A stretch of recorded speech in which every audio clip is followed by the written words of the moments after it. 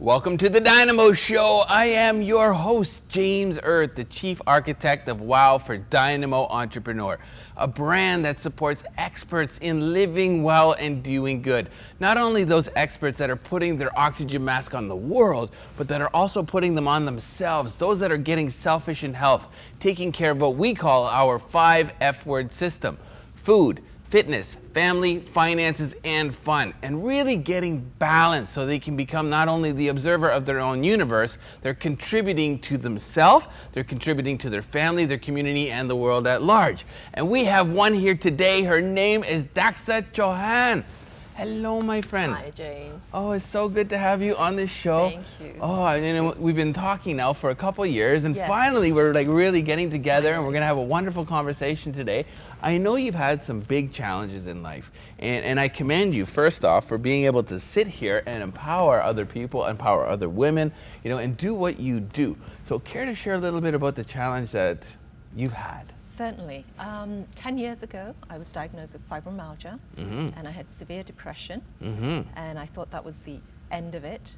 Pain was so severe, I was in cortisone injections in my head, I was on In your head? oxycodone in my head. Oh my goodness. A cocktail of drugs, Yep. and I was ready to commit suicide. It was quite severe. Oh boy. Those of people that have had fibromyalgia or going through it, they can certainly appreciate the pain is so severe with fibromyalgia, and then comes depression as well. And that's when I gave up. I mean, it was so painful, I couldn't take life anymore, and I surrendered. And that's when my journey actually started. Oh, interesting. Yeah, yeah. It's wild when people, you know, they know other people are going through stuff, but they just really can't comprehend the pain. You know, I go through my own pain, through my own, you know, stuff that I've had, my 3 spinal surgeries, et cetera, and the constant sciatica that I live with on a daily basis. They just don't get it. They don't understand. So what did you actually do, one, to cope with the pain? Because I know there's a lot of people that are watching this show that maybe are going through something similar. Right. Well, the first thing I did, I had to surrender. I had to give up the desperation. My name was in every single hospital. Oh boy. I'd seen so many doctors. Okay. Just please help me, what's wrong with me? So you were searching. I was searching on the internet, which is the worst thing that you can do. Okay. And thinking I had a brain tumor, or I had no idea. Yeah. And when I surrendered, and literally just, you know what, to the universe, I started having more faith. That universe, you help me out now, you take care of it. Okay. And that's when I started getting into energy healing. Okay. I learned Reiki. Yes. From there, with the spirituality, having faith, and then came the mindfulness. The mindfulness, And that very was important. huge, Yes. being mindful. I Yes. didn't focus on my pain anymore. Okay. Even though I was in pain, I'd be crying all night in pain. But in the morning, I'd wake up and I'm like, I'm not talking about it. Told my family in England they weren't allowed to ask me how I was doing. Aha. As a law of I attraction. just did that myself. It works. There you go. You know, why put energy into it? Everything is energy in this So world. true. Yeah. So the less I focused on the pain, not saying it, you know, I recovered overnight. It took time. It was still there. But I was determined to beat it. I wasn't going to let the pain beat me anymore. Is it completely gone now? Completely or gone. do you, oh, wow. Completely Very gone. good. The depression, the Congratulations. fibromyalgia, everything. Yeah, yeah, yeah. Now you're radiant. Look at you. Bouncing off the walls. I feel fantastic, and I feel so blessed. I gave up my corporate world. Okay. And this is what I do. What did you do in the corporate world? Accounting. Okay, that's exciting. Yeah, Not. really. And I found my passion. There's a passion and purpose for Yeah. every one of us on this world. So true. And I went through it through my pain to find out what it was so I could help others. But it was worth it. Now you're doing that. Now, like, what would you say your target demographic is? Like, who are you focusing on now in business? People that I think, I don't want to use the word negative, but people that are not hopeful, Okay. people are not thinking positive, thinking everything's doom and gloom, people suffering in Lost pain. souls. Lost souls, like who am I? Yeah. You know, what is my purpose here? And just living day to day. Do you think we're all either plagued or cursed or gifted with that question? You know, who am I? Yes. Why am I here? What am I doing? You know, for Absolutely. years and years and years, I know when I was in my younger years, you know, 18, 19, 20, 21, I was searching. Why am I here? What am I doing? So I'm constantly challenging the universe, you know, to give me some answers. Yes. I mean, I surrendered 15 years ago and I get it now and I laugh at myself. I have the ability to laugh at myself in those early days. But what was it for you that actually got you to pull out of that, despite just finding masking techniques or coping mechanisms? Was there a greater picture? What was your purpose? Helping others. Okay, The go right minute back to I others. started helping others Yeah. and moving the pain away from me, and I would go out my way, and this Yeah. is not something I usually share, but I'd go downtown to feed the homeless. Nice. Well, And you it's just not shared it with about- 6 million people. Is that okay? Yes. But it was it was all about removing that energy from me, what Yeah. I'm going through. Yeah. And looking at other people who are suffering 10 times more than me. Oh, yeah. And you know, compared to other people, I'm like a millionaire, right? With my health and everything, even back then. Oh, totally. And then I started writing, you know, I'm grateful I can see, I can hear, I can speak, I can, you know, all these Things that we wonderful take for things. granted. Things, smallest things. Until they're And I gone. still do that to the day, every day. And I teach all this. And bit by bit, as I started moving away mindfully and 24/7, I'd listen to, you know, Wayne Dyer and Deepak Chopra Love and Wayne all Dyer. the podcasts. Rest in peace. Bless him, yeah. All these things. Empowerment books. Yeah. Empowerment books. Very good, and very didn't good. focus on the pain Awesome. anymore, and started doing little things that I enjoyed. And now I know you've even taken it to another level where you're not only coaching and guiding, but you actually have products. Yes. You know, Reiki Mist, one of my favorites. Why don't you share? We'll start with that one. Tell us a little bit about it. Even the Reiki Mist, we Yeah. came out with that just as we burn sage, because everything is energy. Yes. You have to clear energy in your homes. Yes. So, as most people know, we use sage. Yeah. And I was finding a lot of my clients couldn't burn that, obviously, at work or maybe course. around the children because Yeah. of the smoke. So, thanks to my husband, he helped me create Reiki Mist. Oh, great. And in there, we've got a lot more than just the sage in there. We've got the Himalayan rock salt for detoxification. We've Okay. got cedar, lavender, all kinds of things. And it's used the You same came way. up with the ingredients? Yes, we did. Okay, good. It took us a long time, but You get the it's perfect blend. perfect. And Yeah. it sells at Whole Foods, and it's selling Whole off the shelf. Foods, how cool is Absolutely. that? It's You know, that's not fantastic. easy to get into Whole No. Foods, so good for you. And after that, it was just easy. But the point being, James, is we came out with the right intention for our client. And then when you think Reverse positive, engineered it. Yep. And you believe in the universe, things, synchronicities just fall in place. Totally. You know, you don't have to Totally. worry. There's no worry. That's right. It always works out. It does. So we came out with that. Like Daxa on the Dynamo Show. Absolutely. Yeah, can I see it? I know Yes. you guys have some here. Oh, it's Yeah. right here. So this is our Reiki Mist. Very good. Very cool. And it's just spraying it in the aura, and it so clears that, the that's energy. beautiful. And it smells Ooh, beautiful so too. nice. Oh my, you have to And the smell one- this. Very cool. So the power of healing. Yes. And this is Heaven Scent. This Heaven is also Scent. in Whole Foods. This is Yeah, very cool. a natural air freshener. Oh, that's lovely. They're both for you. I wish you guys could smell this. You would be jealous right now. So, So the point how do being- they find these first off? Like, how do they come They're up in, to get whole like body. both? Like, so like, let's say they're on the other side of the planet. Can they order them from you? They can order them from our website. Okay, what's the website? Thepowerofhealing.ca. Yep. So they're, we can ship them out to them. Very cool. What's a bottle like that go for? The Heaven Scent goes for $20. $20, And the okay. Reiki Mist is $27.99. Way underpriced. I'm telling you that right now. Good stuff. Very, very cool. Very cool. So, how did Heaven Scent come about now? just because we wanted to keep into the natural products, and we were already into the mist, and you know, in spas and places like that, they want that nice aroma, and there's all these sprays out there which are filled with chemicals, so that's why we came out with. Any third product on the market, or Well, the idea is the next mist? What's the next mist? Oh, the next mist is going to be a sleeping mist. Oh wow, sleeping mist, knock you out. Very cool. To help people, obviously, relax and That's sleep. cool. Yeah, because I think we all need that. What about the money mist? The money mist. That's something maybe you can help me with. Turning it into money, you know, Yeah. making the But, you money know, grow on trees. The point I want to make here, James, is that I came 10 years ago with fibromyalgia, depression, wanting to commit suicide, and where I am today. Amazing. Not speaking from ego, but Yeah. just to tell everybody that they too can have this. Share that. You Three nuggets of Daxa wisdom with our audience. You know, you all can have this. You don't have to live in pain. You don't have to be depressed and think that this is what my life has to be. You can have everything if you change your mindset, if you just focus on being positive and continue on life with what you really want to do. Follow your dreams. I love it. Daxa Chauhan, thank you so much. Thank you. Namaste. Thank you for coming on the Dynamo Show. We'll Thank connect you. for a chai tea sometime soon. For sure, I'd love that. Very good. That was Daxa Chauhan. I am James Erdt. This is the Dynamo Show, episode 38. Stay tuned. We'll be back right after this short commercial break.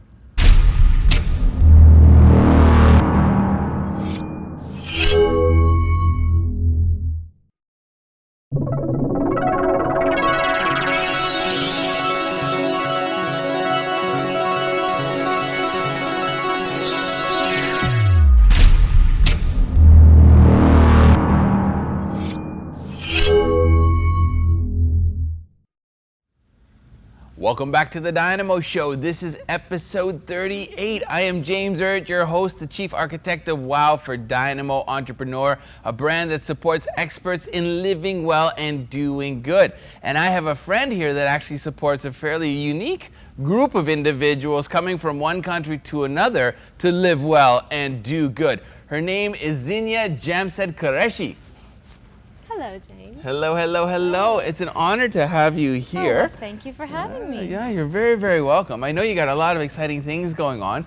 Maybe share a little bit about the journey. Tell us a little bit about Zenia.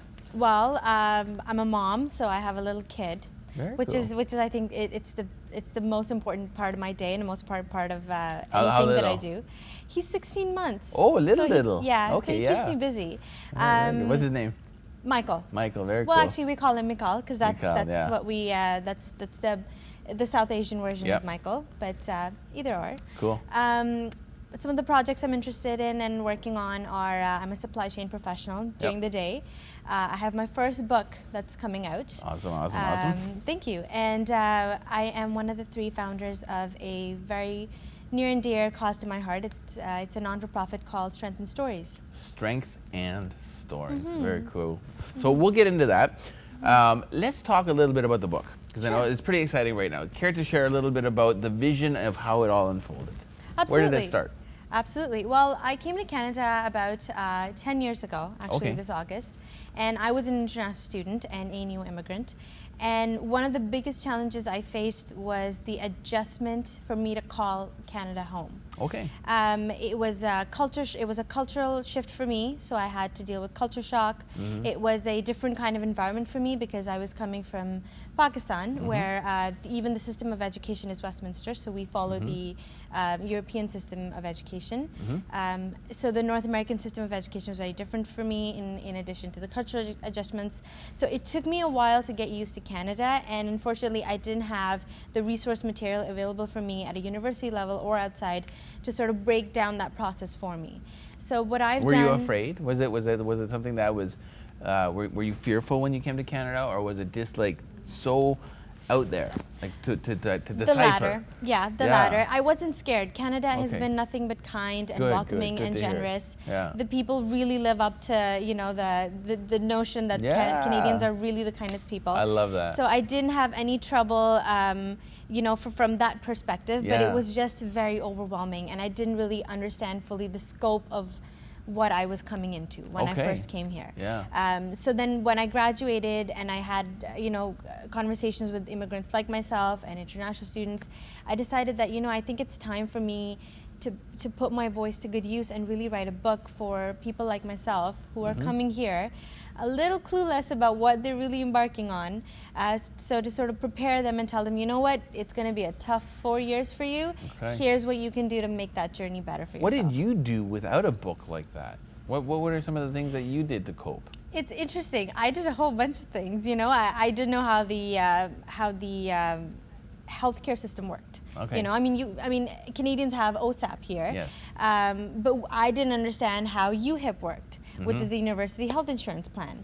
So when I broke an arm when I was in university, I really just took my arm and I went from one place to the other, not knowing what to do. So I've outlined I've used my experience, because I like to think of my experience as kind of like the Murphy's Law. Anything that could have gone wrong, or I could have learned a lesson. I don't know anything about that. I was very fortunate enough to experience a lot of those things in my experience that I would like to pass on to other people. So what I've done with my book is the first half of the book is my own experiences, and it's kind of like a prescriptive memoir. That's right. The second part of the book is my interviews and conversations with other immigrants and other international students who have had similar and different experiences, and I'd like to categorize them all in one book and give it to all international students and say, you know what, here's a good guide for you for the next 4 years. I hope it's going to be a smooth journey. And I will Now, help when you with say international students, okay, are we talking like Africa, Europe, Southeast Asia? Doesn't matter where you're coming from, or is it predominantly Pakistan? No, I'd like to say it's pretty universal, because That's in the great. conversations I've had with other international students, they are from different backgrounds. And one of the important things that I outlined in my book is the importance of social capital. So a lot of us come here, and it's very easy to get very cooped up in your room and be depressed, and your only social interactions become those with the same kind of ethnicity as you. That's right. So I outlined in the book that that's actually, it's detrimental to our growth. Totally. So the best thing to do in a Agreed. multicultural place like Canada is really go out and meet people of other cultures. Yes. Understand and appreciate where they're from. And then you'll understand that you're all just passengers in the same journey, and that makes the journey so much more pleasant. That's so beautiful. Now, does this book help people coming from North America to another country, or is it predominantly coming to North America or Canada? I think Canada. I had some challenges with the phrasing of the book. So in the beginning, Tell us what it's called. Yeah, it's called From Doodh Patti to Coffee, love the it. International Student's Guide to Culture Shock and Life in Canada. It's available on Amazon. And in the beginning, I really wanted to go, because I know double double is such a predominantly Canadian term. Yes. So I wanted to put double double somewhere in the title, but because this book really is kind of like a love letter to Canada for immigrants. Oh, I love that. It's That's beautiful.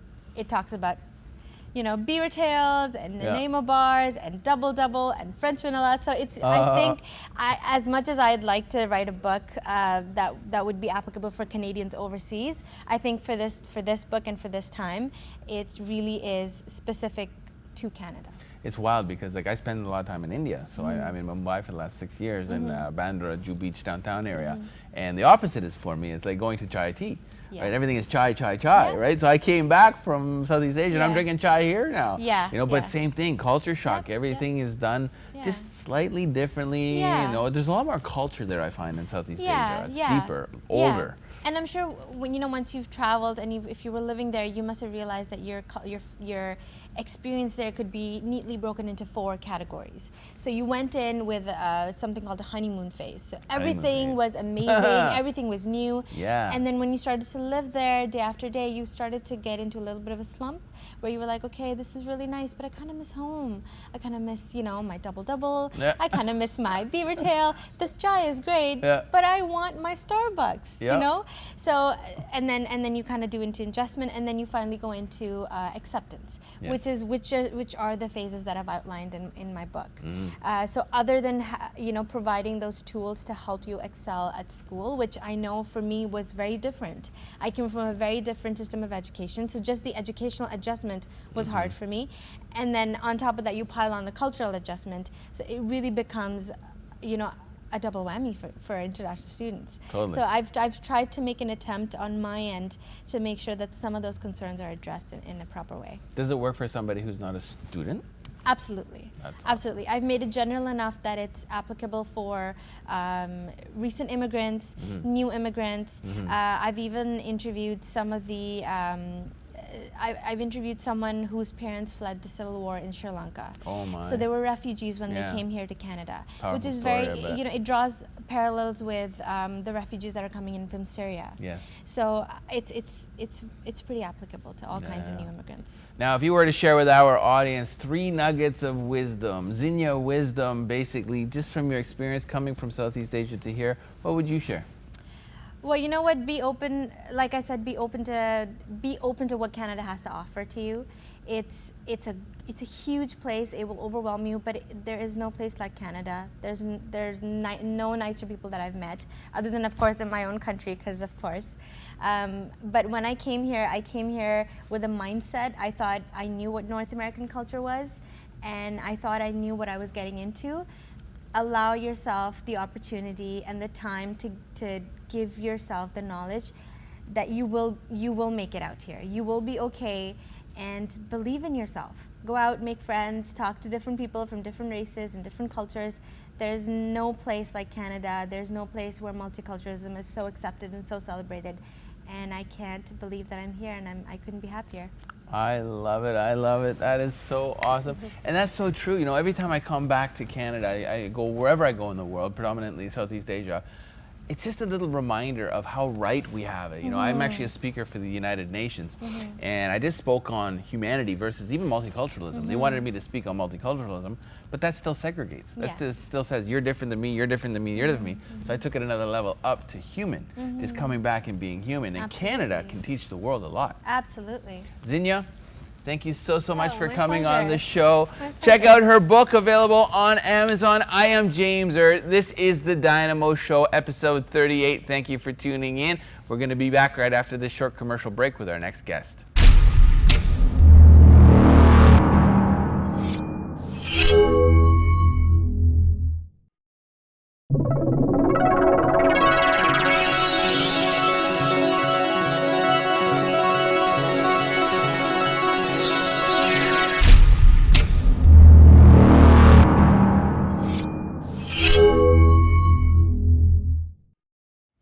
And welcome back to the Dynamo Show. This is episode 38. I am your host, James Erdt, the chief architect of WOW for DYNAMO Entrepreneur, a brand that supports you in living well and doing good, a brand that supports experts and entrepreneurs in living well and doing good. Not only putting the oxygen mask on the world, but also yourself. Getting selfish in health, becoming more self-aware and empowering yourself in order to guide and inspire and empower others. And we have a gentleman here doing just that in the music industry. He's a Juno-nominated songwriter, and his name is Demetri James. What's up, my friend? James. Oh, I'm honored to have you here, man. You know, I'm getting into the music industry, so this really excites me. I'm going to pick your brain. For sure. I'm humbled to be here. You do such great things for the community. Thank you. So it's great to be aligned with you, for sure. Thank you, thank you, thank you. So before we get into music, because that's something I'm really excited to talk to you about. As you know, I've got my first song coming out, working with some people that we all know together. Very cool. Let's talk about the journey. Let's talk about, like, how did you get here? Because I know everybody has challenges. We all go through certain things, and I know you've been through some adversity in the music industry. Yes. Maybe care to share a little bit about that? Yeah, I mean, I think I've gotten here through evolution. I always wanted to be a singer, and I was a singer for a period of time. So I got the opportunity. When I was 15 years old, I wrote my first song. A song called Love at First Sight.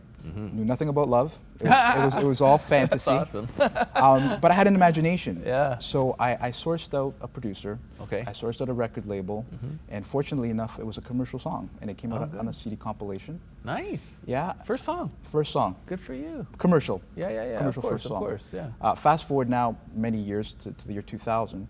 I was part of a group called the Brat Pack. So I was the lead singer in a group called the Brat Pack. Okay. And we had a song called Carousel, which features Young MC. Remember Bust the Move? Remember that? Okay. Yeah, Okay. so he was on the record, and nice. it went top 10. Very good, very good. And what kind of music was that? I called it urban pop. Urban pop. At the time, I was very influenced by what the Neptunes were doing in Timbaland. Okay. So some of the drum kits in the song, you can actually hear, we sampled some really cool sounds Yeah, and yeah. stuff. So you're inspired by that? Yeah, Very totally. cool. Who inspired you back then? Like, who did you look up to musician-wise back then, and who do you look up to now? Great question. I mean, believe it or not, I grew up listening to R&B. Like I loved, you know, what Jodeci was doing, what Boyz II Men was doing. Yeah, all Boys and Men, great stuff. Now I follow songwriters a lot. You know, Okay. I love what some of the new people are doing. You know, Julia Michaels. I like what you know, Pharrell. Pharrell's an incredible Amazing. songwriter. So multi-talented. Yeah, and he does he can do it any genre as well. And I find pride in being able to just get into a creative. Backstage and performing, like he's got it all. The perfect mix. Yeah. And so humble, down to earth. Awesome. I've never You gotten know? a chance to meet him. Yeah. But I know people that know him and have Yeah. worked with him, and he's definitely somebody that I'd love to bump. You know, He's got a bump different into. style too about him. It's just like, it's a cleaner style. You know, there's so many artists that make it big like that, where they start misbehaving a little bit, you know, and they Yeah. start getting into like the language and, you know, just Yeah. putting out the wrong thing. I think, you know, he's a really great role model and somebody to really look up to, because he's doing it in a way that's still conscious of youth and sure. young people, and For maybe sure. what you want your children For to sure. hear and understand musically. So now, when you were inspired as a young person, okay, were you only in music, or were you also like going towards accounting or lawyer? Like, what did you want to be when you grew up? Music was always my thing. Period. You knew that I knew that. right out of the gate. Although I always knew that I might have something to have to fall back on. Okay. So, you know, I didn't know that I was going to be a songwriter. I thought maybe I'd work at the record label, and I got a chance to work at the record label. Okay. I worked at EMI Virgin for a few years. Okay. Probably learned a lot there. I learned a lot, and I got to, you know, to meet some really great people. I got to see the business side of things. And it's changed so much, eh? Totally. I Yeah. mean, streaming really has changed a lot in regards to how we consume music.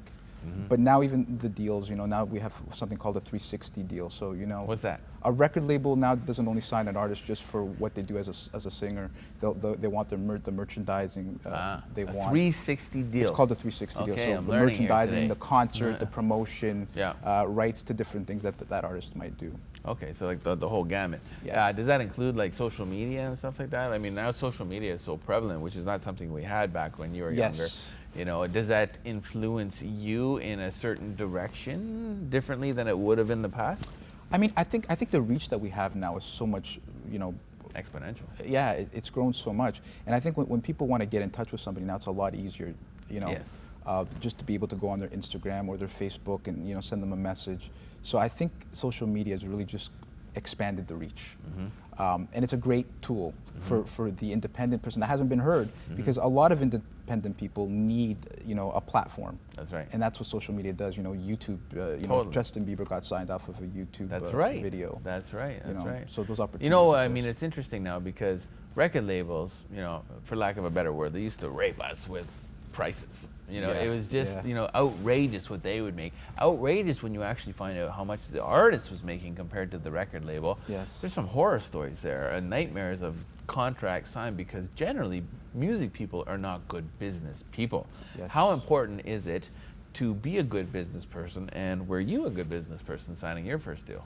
I think you have to have guidance. I think I learned through the process about the business.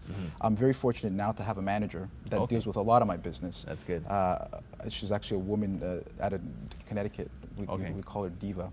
Yeah. And she's a diva. So she's virtual, or In terms of virtual, like she's not here? Like when you say she's there? yeah, no, she's in Connecticut. Yeah. It's interesting because the team that I'm, you know, surrounded by is in Connecticut, and I also have a partner, a writing partner, that's from Barbados. Oh, wow. So I remember when I was first introduced to him, it was through Skype, and I was like, wow, I'm talking to this guy in Barbados. I hope you write your music on the beach. I have. I actually had the opportunity to go to Barbados and do some songwriting. Yeah. I love everything about Barbados. Again, it's one of the most evolved islands down in the Beautiful. Caribbean. You know, they've got, you know, the proper internet access, and Yes. everything's like established differently than a lot of the other islands. I've been researching of actually moving down there because I was going to do a gym. I was going to build a big gym with some South African millionaires. Nice. And it kind of fell through because I shifted directions into building a ranch here for at-risk kids. But definitely Barbados is somewhere I wanted to go. So now, does he virtually create with you when you're here, or do you guys So- get together? How's it work? Yeah, so we were introduced by a mutual friend, and we just started working on Skype. Okay. His name is Jaco Lawrence. Jaco Lawrence. And he used to be signed to Hi, Capitol. Jacob Lawrence. We'll meet. He used to be signed to Capitol Records Yeah. as a singer. Okay. He's just got an incredible vocal He's a great vocalist, producer, songwriter, Okay. and I'm very fortunate to have gotten the introduction. Okay. And his manager at the time was managing him, thought that we would be a good pairing. So for the last 3 years, we've been working under a name called F51. F51. Which is derived under Formula 51. Formula 51, which is? Well, Formula 51 is a movie, and it was the drug that everybody really wanted to have. It was that thing that everybody was after. So our manager actually gave us the name Formula 51 because you guys are my Formula 51. Oh wow, So, that's cool. Very yeah. good. Is that different than Club 54? Yes. Could you get Formula 51 at Club 54? Possibly. Right on. Very cool. Yeah. Very cool. Now, when you meet somebody like that and you're collaborating on a project, do you have to put like contracts in place? Is it important to have stuff down on paper, or is it more of like that? Hey, let's surf our waves together, and you know? I think in the beginning you just start to work with a person. It really comes down to chemistry. Yeah. You know, Energy. Yeah, you so know. Jaco and I had a lot of chemistry from the very beginning. Okay. And it's not conventional to write on Skype, but we wrote our first 5 songs on Skype. Okay. But since that, introduction, we've been able to fly to the UK, in Greece, in Barbados, in Germany. So we've written in all types of different places. So do you say you're an international band? Because technically we can't say Canadian anymore, right? Because now you're working with somebody else. Yeah, yeah. Interestingly enough, a lot of our music comes out of Europe. Okay. So we have You launch it there? Yeah, well, a lot of the dance music comes out of Europe. However, we're also published by Ultra Music, which is the biggest dance Of course. music. Ultra Festival, are they related? They are related. Oh, yeah. wow. I would love to go to one of those events. Yeah, I haven't had the chance to go to Ultra yet, Yeah. but it's definitely on the... Yeah, I follow Steve Aoki quite closely, right? And then just watching all of his like Instagram stories and stuff like that. Yes. And it's just like all these different festivals he goes to. That and what's that other one? Tomorrowland. Tomorrowland. It's huge, right? So I used to run rave companies back in the day. I used to Cool. own a nightclub and 2 rave companies. I owned the Spirits of Soul, and I owned Climax Rave Promotions Pure Mental Orgasm. Wow. Yeah, back in London, Ontario. So it was great because I did it because it was an environment that was almost like a utopia where there's no violence. Okay. There's no alcohol. People can just really go and truly express, feel the music, and express what's coming out through them. Right? sure. So we're going to get into the business side of music in a second. Let's take a short commercial break, and we will be right back with Demetri James.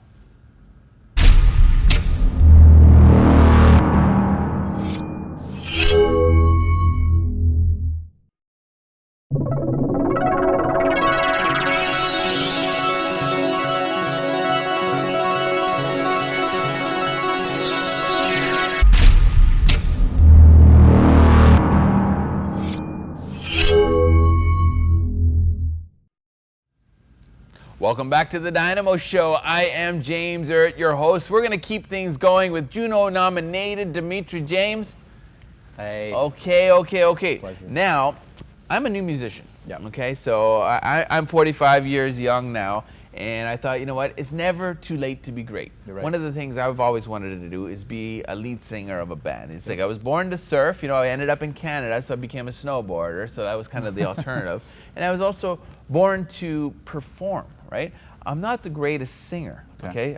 I'm working with a couple of different vocal coaches, how to project my voice properly and where to listen to my voice, etc. Yep. So I understand the mechanics of what's going on and how the human body can be an instrument, Yes, all right? yes. Now, there's a process to writing a song that I'm learning about, and I've learned the way that I've created my own song called Believe, which is actually created conceptually to raise no less than $1 million for at-risk kids in the GTA, which is the Greater Toronto Area and beyond.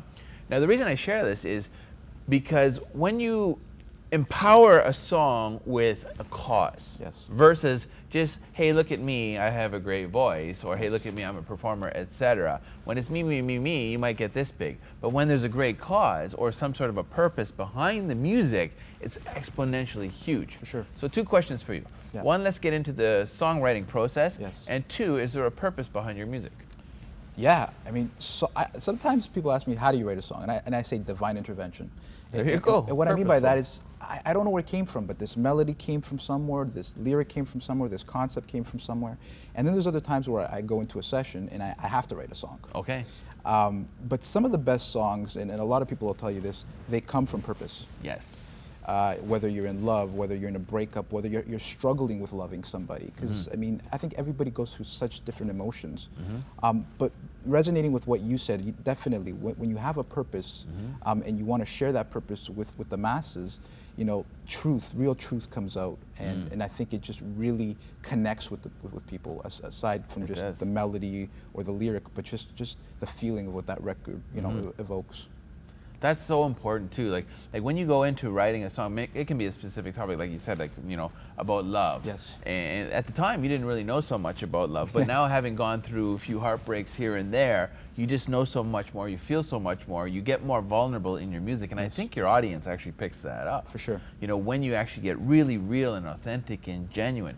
Now, lyric writing, is that something that you do yourself, or do you just do you do it for other people as well? Yeah, so lyric and melody. Lyric and melody, okay. I mean, our creative collective is involved in lyric, melody, singing, recording. I mean, we're pretty full circle when it comes to the creation and the crafting of a song. Okay, let's do this. Let's say Joe Blow, who's watching the show. Okay, Joe Blow wants to write a song. Never been in the music industry, knows nothing about it. If you were to give Joe Blow an ABC 1, 2, 3 right now, what are his first steps? You know what? Study your craft. Find the people that you really are inspired by. Listen to what they have to say. Read about their success stories. I think it's really important that people are educated on, you know, how the person has gotten there, their journey. The other thing I'll say is be proactive. Don't expect anybody to do anything for you. Regardless of how strong your team is, you want to be proactive, and you want to be able to go out there, meet the right people, source the right opportunities, and get into the right circles. You know, teams make it happen, guys. I'll be honest. I mean, you know, I definitely started as an independent, but without the team that I have, there's no way that I'd be able to reach the goal and the limit, you know, where I am now. I love it, man. And that is important. You know, it takes a village to raise a child. Sure. You know, and each singer, like even if you take, for example, like a guy like Justin Bieber, you know, he was found as a solopreneur, doing his own thing, playing his guitar, discovered, but look where he is now. For sure. How many people do you think he travels with on tour? Oh, listen, I mean, you know, he was introduced to a guy named Scooter Braun, and Scooter Braun is just a huge idol, you know, icon in the music industry now. But Scooter's got so many people that work behind the scenes to you know, help that whole system and machine work. That 360 system. That 360 system, which is, you know, most artists will know about the 360 system today more than they've ever known it before. How does Formula 51 and Demetri James market themselves? I mean, you know what? The best marketing tool that we could have is a song. You know, some of the songs Simple that as that. There yeah, you because go. when people hear that and they connect to what we're doing, they want to usually collaborate, and we invite collaboration. I think collaboration is amazing. Like you said, you're collaborating with such great artists. You know, you got this great song that you know, I can't wait to hear. I can't wait to play it for you, man. They have an educated ear. For sure. Know, I know it's already going to be great. It's like having a baby, you know. You think your baby's like the best baby in the world, right? But sure. then other people look at it and go, oh, wow, that's an ugly baby. Like, you know, I just hope it's not an ugly baby. Well, I'm glad you brought that up, because you got to believe in the product. Yes. Regardless of what anybody else thinks, in this business there's a lot of adversity and there's a lot of rejection. You have to understand not everybody's going to like your song. So as long as you believe in it and your team believes in it, and there will be a fan base. Yeah. You know, they always say there's a third of the people that will love you, a third hate you, and a third just don't care. Focus on the third that do, and hopefully convert the others. Incredible advice. Yeah. Totally. What would you say is the most crappy thing you've gone through in the music industry? What's the biggest challenge? I think what ends up happening is the stronger you become and the more successful you become, there are people in the industry that'll try to hold you back, or people that want your spot. Why? Because everybody wants to get there. You know, and they want to be the man. Well, the woman. yeah, it's a very competitive business. Yeah. You know, a lot of ego. There is, but you meet some really great people, and there are some really great, you know, spirits out there. Yes. But rejection is another thing. You know, like I mentioned to you, like you just never know when a song is going to connect with somebody. Are you good at handling rejection? I've learned to become very good at it. I don't get excited anymore.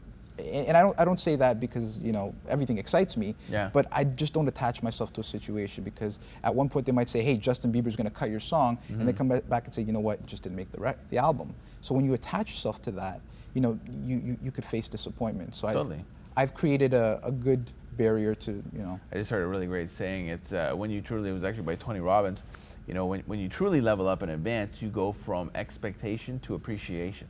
Yeah. So with this particular song, because, you know, musicians, especially popular musicians, the ones that have actually had a little bit of success, Yes. they operate on musician time.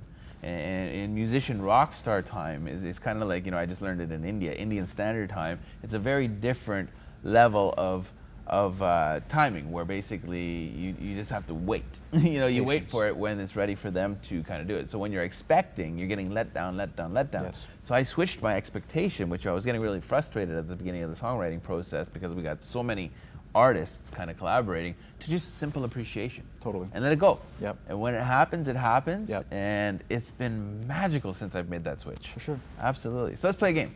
Where is Demetri James in 5 years from now? Perfect world. Yeah, I mean, definitely keep, you know, songwriting, but also developing artists. You know, because I felt so much pain personally, trying to, you know, pass the hurdles and get to the level that I'm at today. I want to help people. You know, I want to be a source. What kind of people? Well, I want to be like a mentor. You know, Okay. I want a young kid Like to come up to me. one-on-one, or like a stage, like speaking like I do? Yeah, I could definitely do panels as well. Nice. I haven't done a panel yet. I actually do some songwriting, you know, one-on-one. What about speaking in front of like 3,000 people? Yeah, I'm totally open to it. Nervous? I could say yes now, but I think once I'm, you know, doing there, it'll yeah. be cool. I mean, I've had We to have a sing. 6 million viewership right now, potential. You know, it's a little bit different here having a conversation. But yeah. when you got them all sitting in front of you, looking at you, it's different, huh? Yeah, you know what? Like I said, I've been able to sing in front of some big audiences, and when the lights are on you, you do your thing. When's the next song coming out? Oh, I mean, we've got songs coming out all the time. Yeah. So you know, Any big projects? I mean, F51 is something I'm really excited about. Yeah. You know, we're working with some really great DJs and some really great singers, songwriters.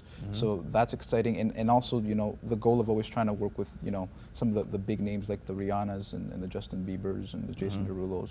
That'd be awesome, eh?